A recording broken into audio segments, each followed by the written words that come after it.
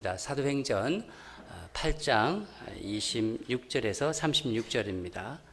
한 절씩 교독하고 마지막 절은 함께 읽도록 하겠습니다. 제가 가진 성경책은 신약성경 201페이지에 있습니다.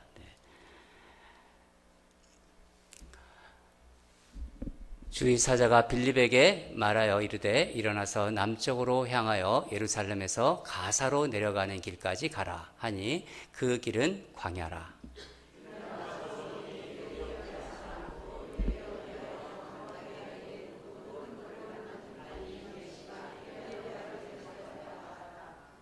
돌아가는데 수레를 타고 선지자 이사야의 글을 읽더라.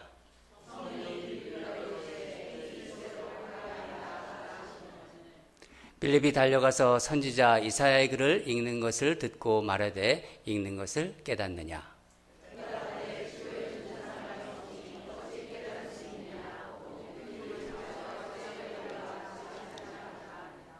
읽는 성경 구절은 이것이니 일렀을 그가 도살자에게로 가는 양과 같이 끌려갔고 털 깎는 자 앞에 있는 어린 양이 조용함과 같이 그의 입을 열지 아니하였도다.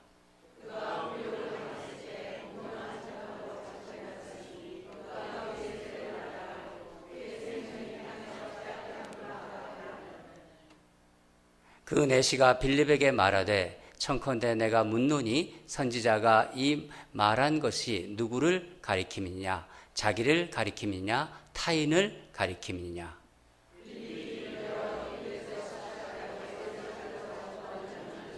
함께 읽겠습니다. 길 가다가 물이 있는 곳에 이르러 그 내시가 말하되 보라 물이 있으니 내가 세례를 받음에 무슨 거리낌이 있느냐. 자리에 앉으시기 바랍니다.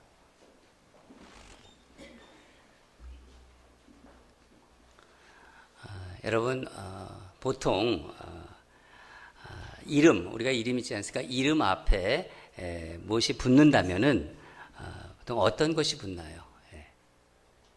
어떤 사람을 생각하면 그 사람의 이미지가 떠오르지 않습니까? 가장 강하게 떠오르는 이미지, 어떤 특징 그런 것이 우리에게 있지 않습니까? 어떤 사람을 생각할 때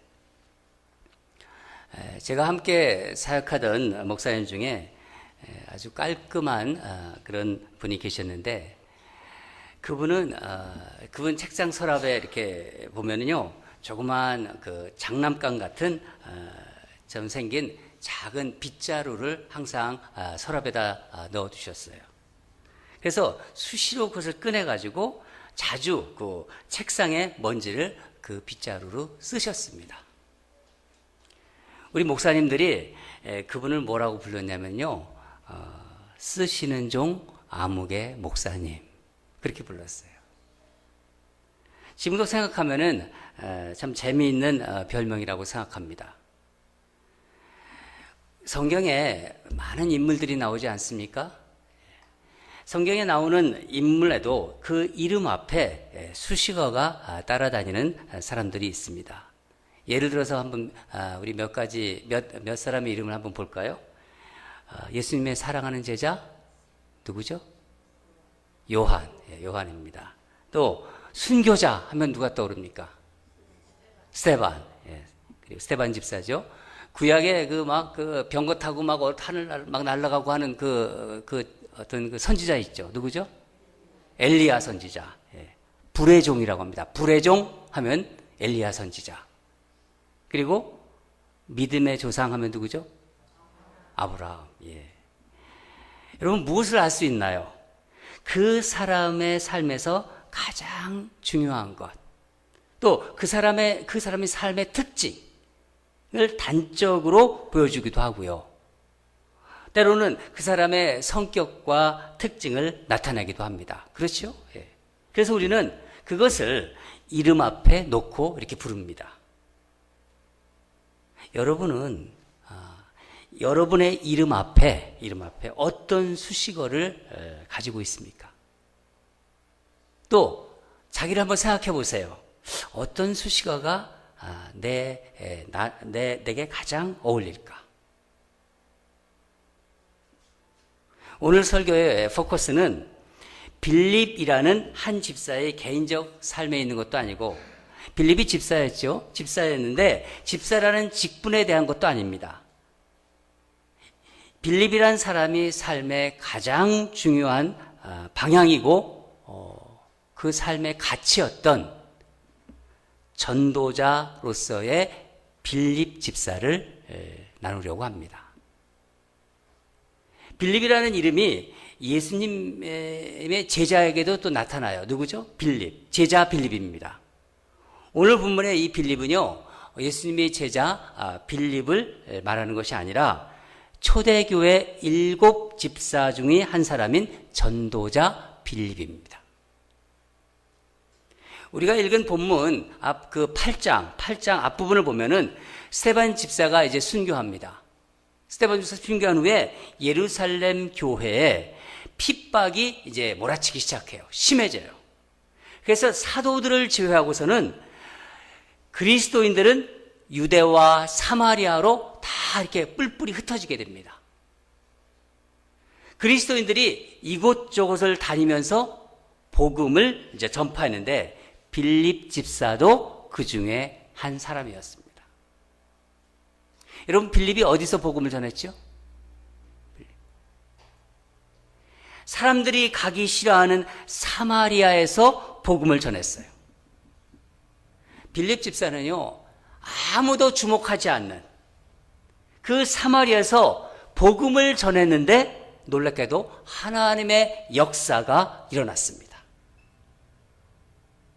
귀신이 떠나가고 중풍병자들이 벌떡 일어나는, 그리고 사마리아의 아주 영권을 강하게 쥐고 있었던 강력한 마술사 시몬, 이 시몬도 빌립이 전하는 복음 앞에 꼬꾸러졌어요. 이 복음 앞에 굴복했다는 것입니다. 빌립이 얼마나 신이 났겠습니까? 남들이 가기 싫어했던 그 사마리아에 복음을 전했는데 하나님의 역사가 일어났으니, 유대인들이 개처럼 여급했던 그래서 상종하지 않았던 사마리아인들에게 하나님의 말씀을 전해서 복음의 새 역사를 이루어낸 것입니다. 빌립은 이제 사마리아에서 복음 전도자로서 인정받을 수 있었습니다. 그런데 웬걸 성령님께서 빌립에게 일어나가면서 남쪽으로 가라고 말씀하십니다. 우리 26절을 다시 한번 읽도록 하겠습니다. 26절 시작. 주의 사자가 빌립에게 말하여 이르되 일어나서 남쪽으로 향하여 예루살렘으로 해서 가사로 내려가는 길까지 가라 하니 그 길은 광야라. 목적지가 정해진 어떤 도시나 또 마을도 아니에요. 그냥 광야 한복판으로 난 그 길로 가라는 거예요. 저는 이 말씀 묵상하면서 갑자기 요나 선지자가 떠올랐습니다. 요나 같았으면 뭐라고 했을까요? 왜 제가 지금 광야로 갑니까? 하면서 아마 특유의 반대 방향, 어디 있겠어요? 이쪽이 반대 방향은 가릴리 쪽, 위쪽 가릴로 방향으로 방향을 바꿨을 거예요. 왜 그렇지 않겠어요? 일단 광야에는 사람이 없지 않습니까? 사람이 있어야 복음도 전하고 그렇지 않겠습니까? 전도도 하고 자기 역량도 발휘할 수 있고. 그러나 빌립은 그렇게 하지 않았습니다. 주의 사자가 사마리아에서 잘 사역하고 있는 자기를 왜 광야로 가라고 하는지 그 이유도 모른 채로 그냥 말씀에 순종하였습니다. 여러분, 이거 쉬운 거 아니에요. 우리는요, 우리 마음에 이런 마음이 있습니다. 내가 예수를 믿는 사람이니까 난 세상 사람과 다르게 산다. 상식을 뛰어넘고 사는 마음도 있어요. 그렇지 않습니까? 그런데 누군가 갑자기 나에게 상식 밖의 요구를 할 때 쉽게 그것을 냉큼 받아들이기 힘듭니다. 어렵지요. 왜냐하면 우리에게 나도 모르게 이렇게 고정관념이라는 게 우리 안에 있습니다. 게다가 편견까지 있습니다. 그것뿐인가요? 우리 보통 제가 이렇게 묻고 의견을 물으면은 내 생각에는 뭐 이렇게 시작하는 자기 생각이 우리 안에 또 딱 버티고 있습니다. 그런데 이 모든 것을 마다하고 주의 사자의 말에 순종했다는 것은 빌립이 얼마나 신실한 주님의 사람이었는지를 잘 보여주고 있는 것입니다. 여러분, 빌립이 7 집사로 택함 받았을 때 그는 이미 3가지 면에서 탁월한 인물이었습니다. 예루살렘 교회에서 이 가난한 사람들을 위해서 가난한 사람들을 위한 구제를 위해서 집사를 세웠을 때 그 조건을 이렇게 말합니다. 사도행전 6장 3절에 나오는데 우리 함께 읽도록 하겠습니다. 시작. 형제들아, 너희 가운데서 성령과 지혜가 충만하여 칭찬받는 사람 7을 택하라. 우리가 이 일을 그들에게 맡기고. 빌립은 그 조건에 따라서 집사가 된 사람이에요. 앞으로 우리 교회도 이 3가지 조건에 딱 맞는 사람들을 우리 안수 집사로 한번 세울까요? 하나도, 한 명도 안 나오면 어떡하죠? 많이 나올 거예요. 그죠? 빌립은 칭찬받는 사람이었어요. 평판이 좋다는 거예요. 일단 사람이. 그리고 성령 충만한 사람이었고, 그리고 지혜가 있는 사람이었습니다. 여러분, 우리는 하나님의 은혜를 받은 사람입니다. 그렇죠? 2 사람만 대답해요. 하나님의 은혜를 받은 사람입니다. 그러니까 주일 예배에 이렇게 오시죠. 1부 때는 너무너무 소리가 컸는데 왜 2부는 이렇게 소리가 적죠? 하나님 은혜 안 받은 사람들이에요? 그렇다면요, 은혜를 받았다면은 하나님이 우리를 먼저 하나님을 믿도록 은혜 주신 이유는 무엇일까요? 왜 우리를 먼저 하나님이 자녀로 부르셨나요? 우리는 내 주변 사람들에게 복음을 전해야 하는 책임이 있다는 거예요. 그래서 내가 너에게 은혜 줘서 하나님을 믿게 했다. 예수를 믿게 했다. 그렇기 때문에 복음을 전하는 사람들에게 필요한 것은 빌립 집사처럼 사람들로부터 칭찬받을 수 있어야 돼요. 평판이 좋아야 돼요, 사람들한테. 그리고 성령 충만하고 지혜가 있어야 합니다. 그러니까 이 3가지는 복음을 전도하는 사람에게 갖춰야 할 요건이라고 볼 수 있습니다. 여러분, 한번 생각해 보세요.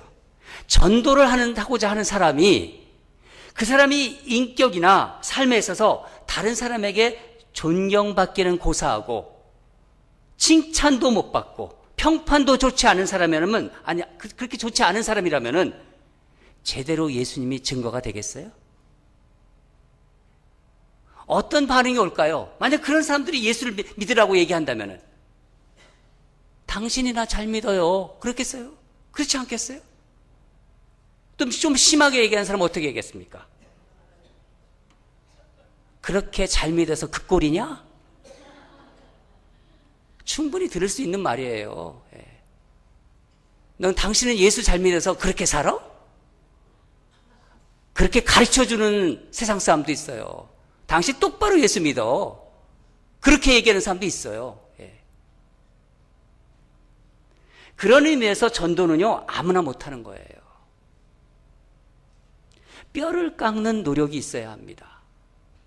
화나고 싶을 때 다 화내고, 다른 사람 비판할 거 다 비판하면서, 그런 사람은요, 예수님을 제대로 증거하지 못합니다. 예수님은 그러시지 않으셨잖아요. 또 교회에서 다른 사람을 섬기는 일에 몸살이는 분들, 이것 좀 섬겨주세요. 이것 좀 해줘. 나 안 된대. 그런 사람은요, 전도 제대로 하지 못합니다. 그런가 하면 또 어떤 사람이냐면요, 자기 마음에 드는 사람들만, 그런 사람들, 내 마음에 드는 사람들과, 그 사람들과만 교제해요. 자기 마음에 들지 않은 사람들과는 말도 섞지 않는 그런 사람들. 전도할 수 있을까요? 또 가난하고 힘든 사람들을 보면서 자기가 좀 가진 것도 있지만은 돈 한 푼 쓰지 않는 인색한 사람이 전도할 수 있을까요? 이웃이 힘들고 어려운 일을 당했는데도 한 번도 찾아가서 위로해 줄지도 모르고, 그런 무관심한 사람이 입을 통해서 예수님이 증거가 되겠어요? 안 되는 거예요. 그 사람을 내가 아는데 그 사람이 예수 믿는다고 해서 그게 증거가 돼요? 안 되는 거예요.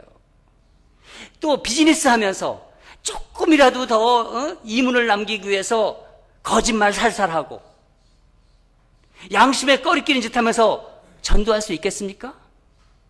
전도 안 되는 거예요. 오히려 역효과만 나지.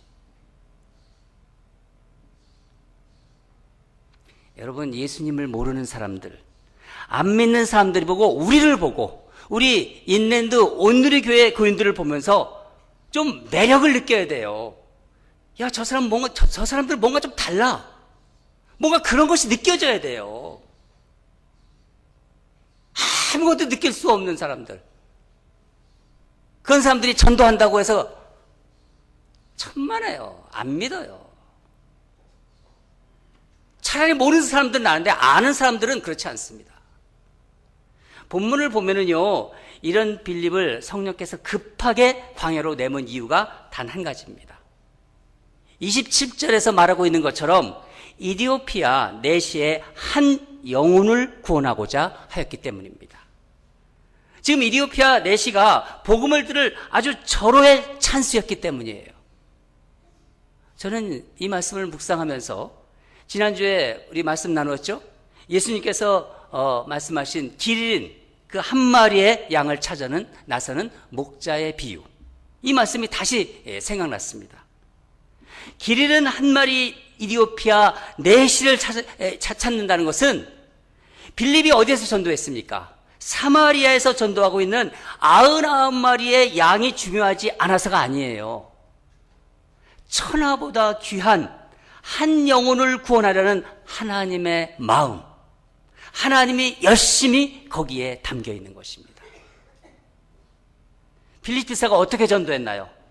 오늘 말씀은요, 우리가 전도할 때 꼭 알아야 할, 그래서 전도의 귀한 것을 깨닫게 해줍니다. 첫 번째는 뭐냐면은 전도의 주체인 성령께 민감해야 된다는 거예요. 성령께 민감해야 한다. 29절을 함께 읽도록 하겠습니다. 29절 시작. 성령이 빌립더러 이르시되 이 수레로 가까이 나아가라 하시거늘. 성령이 빌립한테 내시가 탄 수레에 가까이 나가라고 합니다. 빌립은 이미 광야로 가라는 주의 말씀의 그 음성에 순종했어요.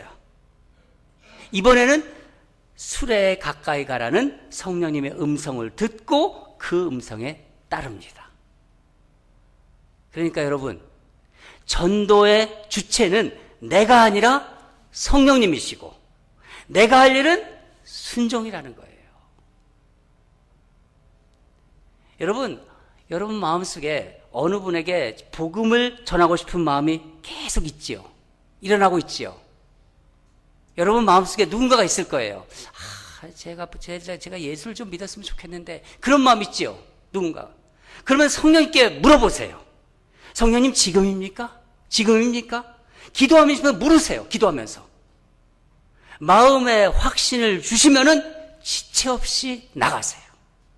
지체 없이요. 그것을 믿고 전도하는 것입니다. 여러분 꼭 기억하세요.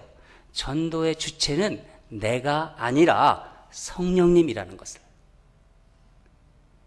그래서 전도자는 성령님의 음성에 민감해야 합니다.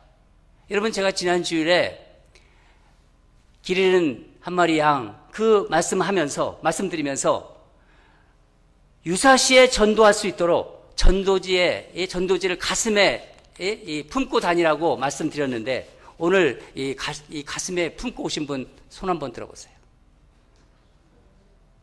손 한번 들어보세요. 일부 때 많았어요? 2부 때 지금 한 분도 없어요, 지금. 한 분? 예, 한 분. 예? 한 두 분은 나와야죠, 두 분은. 어떻게 지난주에 제가 이걸 갖고 다니러 왔는데, 예. 유사시에 무기가 있어야 돼요, 유사시에. 여러분, 무기가 준비되어 있어야 합니다. 예. 이거 우리 교회 5개 국어로 돼 있잖아요, 지금.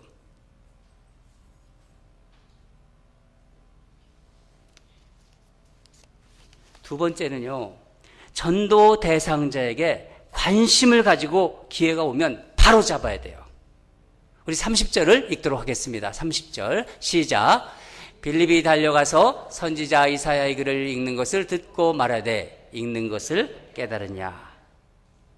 빌립이 내시가 이사야 선지자를 읽고 있는 것을 듣고서 내가 읽는 것을 깨닫느냐 이렇게 묻습니다.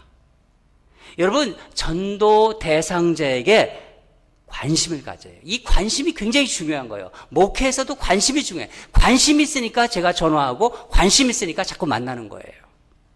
여러분, 이 기도가 중요해요. 태신자로 우리가 품잖아요. 기도를 하셔야 돼요. 기도 중요하지만 관심을 가지지 않으면 연결이 안 됩니다. 그러니까 전도하려면 적극성이 필요하다는 거예요. 계속 관심을 가지고 기회가 오면 그 기회를 빡 잡으셔야 돼요. 제가 이걸 어떻게 표현할까 생각하다가 제가 가끔 그 동물의 왕국을 본다고 하시지 않습니까? 사자가 이 먹이를 딱 보면서 살금살금 혼몸을 죽여가면서 맹수가 그 먹이를 그냥 취하듯이 가만히 숨겨 있잖아요. 그러니까 계속 관심을 가지고 기다리는 거예요.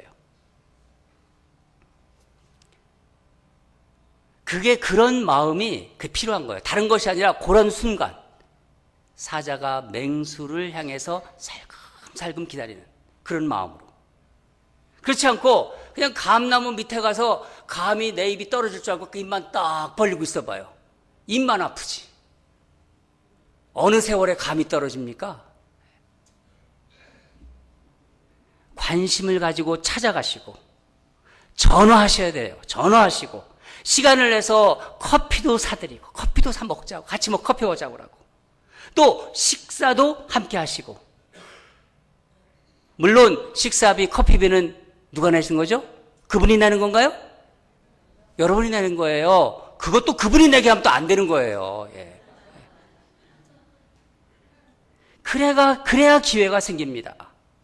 태신자를 품고 기도하는 것도 중요하지만요, 관심을 가지고 계속 기회를 찾고 기회가 오면 콱 잡아야 되는 거예요. 세 번째는 전도 대상자의 상태를 알아야 돼요. 상태를. 빌립이 자기 말만 계속하고 있나요? 질문을 던져놓고 내시의 말을 주의 깊게 듣습니다. 내시는 어떻게 합니까? 자기 고민을 털어놓잖아요. 32절부터 34절이 내시가 말한 자기 고민인데 내가 성경을 읽고 있는데 이 말이 무슨 뜻인지 모르겠다는 거예요. 이사야서를 읽고 있는데 32절 양과 같이 끌려갔으나 입을 열지 않고 조용히 생명을 빼앗긴 이분이 도대체 누구인지 모르겠다는 겁니다. 가끔 전도하는 분을 보면요, 상대방의 말을 듣지 않는 것을 봐요. 이해가 돼요. 복음을 전하겠다는 마음이 너무 강해서 자기가 할 말이 너무 많은 거예요. 막 기회가 되니까 자기 말만 하는 거예요. 그리고 그 사람의 말은 소홀하게 흘려버려요. 그러니까 전도 대상자의 상태를 파악해야 되는데 그 사람이 어떤 상태에 있는지를 잘 몰라요. 무슨 생각을 하고 있는지. 고민이 있다면 들어봐야 되는데 잘 몰라요. 얘기는 했는데도 흘려버려요. 자기 생각이 너무 앞서니까. 들으면은 그래야지 그때서 비로소 요즘 말로 클릭이 되는 거예요. 컴퓨터에서 탁 클릭을 하면 탁 연결이 되잖아요. 쭉 따라가잖아요. 딱 클릭될 때 영적으로 쫙 연결되는 거예요. 여러분, 잘 들어야 연결이 되는 것입니다. 네 번째는 간결하게 복음의 핵심을 전할 준비가 되어 있어야 돼요. 내시의 상황을 알고 난 빌립 집사가 어떻게 하나요? 이제 복음을 전합니다. 다른 이야기 하지 않아요. 다른 이야기. 이사야가 예언한 예수님 이야기만 합니다. 뭡니까? 이게 복음이에요. 예수님의 죽으심, 예수님의 다시 살아나심, 부활을 전하죠. 여러분, 전할 기회가 왔을 때 다른 말 하지 마세요. 그 귀한 기회에 다른 말 하지 마세요. 과감하게 복음의 핵심을 전하세요. 우리는요, 전도 대상자가 어떻게 될 줄을 몰라요. 그 사람이 그 시간에 만나게 해주신 것이 그 사람의 인생에서 복음을 들을 수 있는 마지막 순간, 마지막 기회인지 그런 사람이 있을 수 있다는 것을 꼭 우리는 기억해야 합니다. 하나님이 그때 만나게 해주신 거예요. 전하라고. 근데 그 기회를 놓치면 안 된다는 것입니다. 괜히 날씨 이야기만 잔뜩 하다가 끝내지 마세요. 뭐 날씨 얘기를 그렇게 많이 하세요. 스포츠 이야기, 남자들 또 군대 얘기 꺼내가지고 그냥 계속 군대 얘기하다가 시간이 있네. 다음에 만나죠. 그러면요, 그 귀한 찬스를 다 놓치는 것입니다. 그래서 복음의 핵심을 간결하게 전할 준비를 항상 하셔야 되는 거예요. 지난주에 제가 전도지 가지고 다니는 것이라고 말씀드렸는데, 여러분이 다른 사람에게 이 전도지 줄 거 있으면 자기는 안 읽어봤어. 한 번도 보면 또. 이거 본인이 읽어보고 전해주셔야죠. 이걸 또 제가 읽어보라고 얘기를 해야 됩니까? 한 번도 아니면 그냥 주시더라고, 세상에. 이거 읽어보고요, 자기 말로 바꿔야 돼요, 또. 제가 전도할 때요, 전도법 훈련 받을 때, 옛날 한국에서는요, 아파트 1층에서 12층까지, 베팅 12층까지 있잖아요. 지금은 더 높이 짓지만은, 1층에 엘리베이터 딱 타가지고 12층까지 올라갈 때 복음을 딱 전해야 돼요, 그때까지. 자기 말로, 핵심적인, 내 경험 삼아서. 자기 말로 준비가 되어 있어야 되는 거예요, 자기 말로. 몇 문장으로 딱 정리해가지고, 언제든지 말할 수 있도록. 그래서, 탁 치면은요, 복음이 탁 나와야 돼요. 제가 이제 앞으로 여러분 지나가다가 탁 한번 쳐볼 거예요. 툭 나오나. 밥 먹을 때도 다 피할 거예요. 그럼 아마 저만 혼자만 세워. 여러분 그렇게 하지 마세요. 하나님께서는요, 준비된 사람을 반드시 쓰십니다. 믿으시죠? 마지막으로 끝마무리를 해야 합니다. 끝마무리. 우리 다 같이 36절을 읽겠습니다. 36절 시작.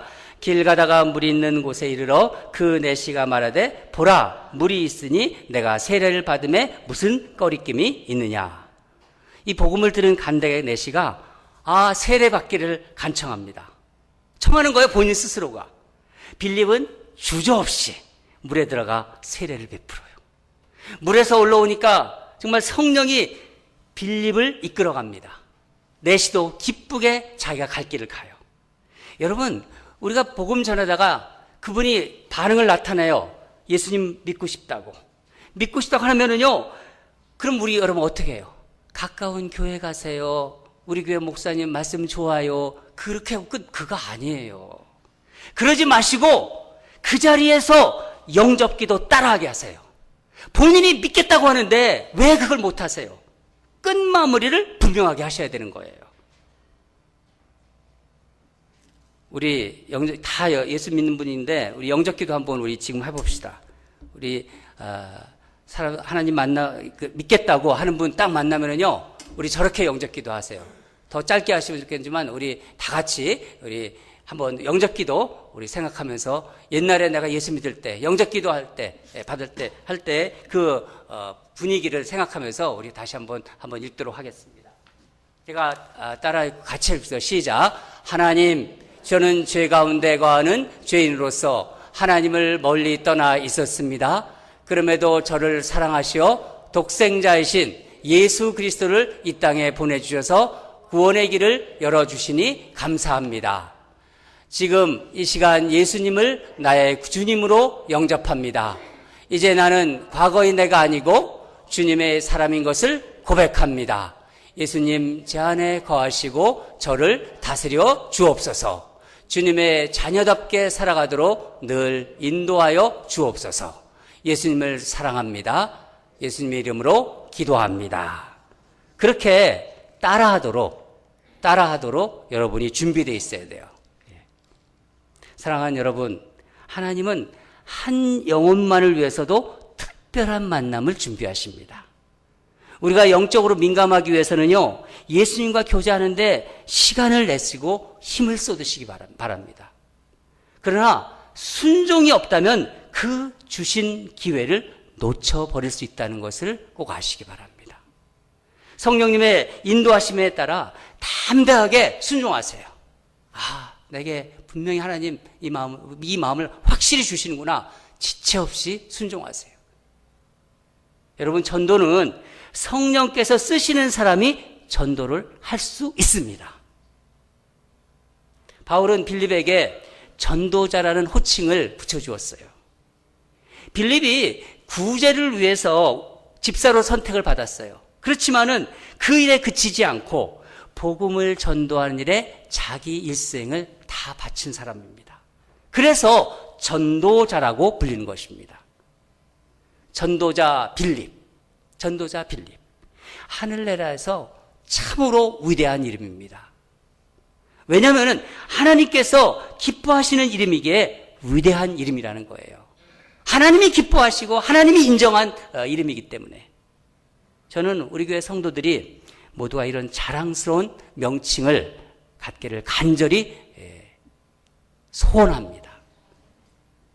우리 한번 제 이름은 조광왕이고 여러분들 다 이름 있지 않아요? 자기 이름 앞에 전도자를 붙여 이렇게 한번 불러봅시다. 제가 한번 이제 묻겠습니다. 여러분 누구십니까?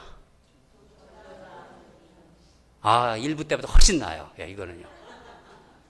다시 한번 여러분 누구십니까? 전도자 조광왕입니다. 사랑하는 여러분, 천하보다 귀한 한 영혼을 사랑하는 마음, 이 마음이 하나님이 주신 거예요.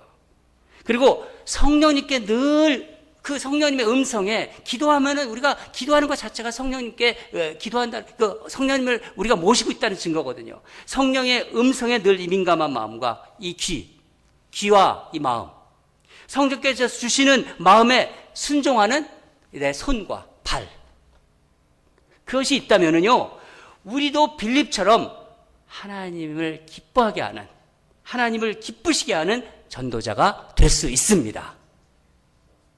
그런 복이 우리 교회에 여러분의 삶에 가득 차기를 주님 이름으로 축원합니다.